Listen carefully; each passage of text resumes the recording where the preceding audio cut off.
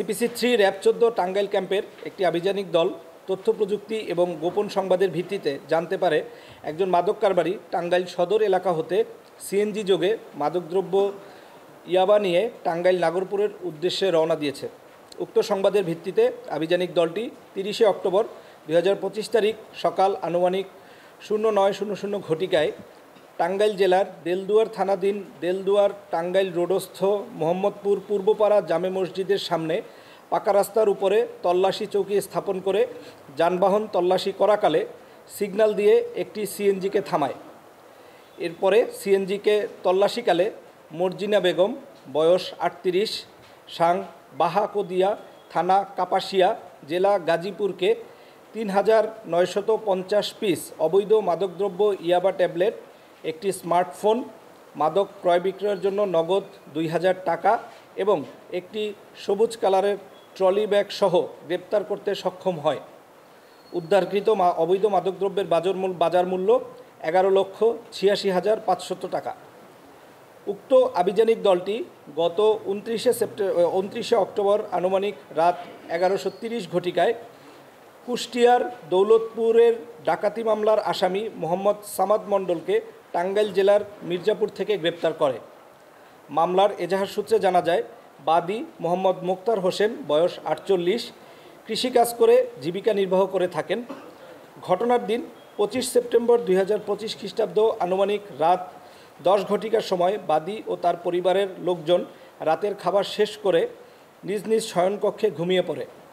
পরবর্তীতে 26 সেপ্টেম্বর 2025 খ্রিস্টাব্দ রাত আনুমানিক 2:30 ঘটিকায় এজাহার নামীয় আসামিগণ দেশীয় অস্ত্রশস্ত্র ও আগ্নেয়াস্ত্র নিয়ে বাদীর বসতবাড়ির বাউন্ডারির টিনের বেড়া কেটে বাড়ির ভিতরে অনধিকার প্রবেশ করে। বাদী ও তার পরিবারের লোকজনকে মারপিট শুরু করে এবং গুলি করে হত্যার হুমকি দিয়ে পরিবারের সকল সদস্যদের মোবাইল ফোন, স্বর্ণালঙ্কার, নগদ 3 লক্ষ টাকা এবং পালিত গরু, ছাগল, মুরগি লুণ্ঠন করে আনুমানিক 6,57,500 টাকা নিয়ে পালিয়ে যায়।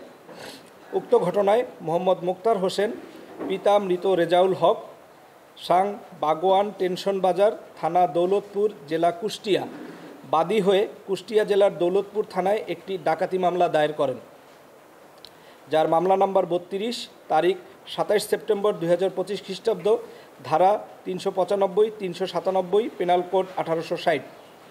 উক্ত মামলা রুজু হওয়ার পরে র্যাপিড অ্যাকশন ব্যাটালিয়ন ছায়া তদন্ত শুরু করে এবং জড়িতদের গ্রেপ্তার করতে কার্যক্রম গ্রহণ করে। এরই ধারাবাহিকতায় সিপিসি 3 র্যাব 14 টাঙ্গাইল এবং সদর কোম্পানি র্যাব 4 মিরপুর ক্যাম্পের যৌথ আভিযানিক দল আসামি মোহাম্মদ সামাদ মণ্ডলের বর্তমান অবস্থান নিশ্চিত হয়ে 29 অক্টোবর 2025 খ্রিস্টাব্দ রাত আনুমানিক 23:30 ঘটিকায় টাঙ্গাইল জেলার মির্জাপুর থানাধীন গোরাই এলাকার নাসির গ্লাস ফ্যাক্টরির সামনে হতে কুষ্টিয়া দৌলতপুর থানার ডাকাতি মামলার এজাহার নামীয় 2 নং আসামি মোহাম্মদ সামাদ মণ্ডল, জেলা কুষ্টিয়াকে গ্রেপ্তার করতে সক্ষম হয়। ধৃত ডাকাতি মামলার আসামির বিরুদ্ধে পরবর্তী আইনানুগ ব্যবস্থা গ্রহণের জন্য কুষ্টিয়া দৌলতপুর থানার তদন্তকারী কর্মকর্তার নিকট গতকালকে রাতে হস্তান্তর করা হয়েছে এবং মাদক কারবারি মর্জিনা বেগমকে টাঙ্গাইল জেলার দেলদুয়ার থানায় মামলা দায়ের পূর্বক আসামি সহ আলামত হস্তান্তরের কার্যক্রম প্রক্রিয়াধীন রয়েছে।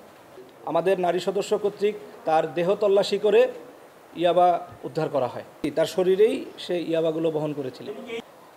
মর্জিনা বেগমের নামে এর আগে কোনো মামলা নেই মাদকের, কিন্তু যে সামাদ মণ্ডল এর নামে এর আগে 2টি মামলা রয়েছে।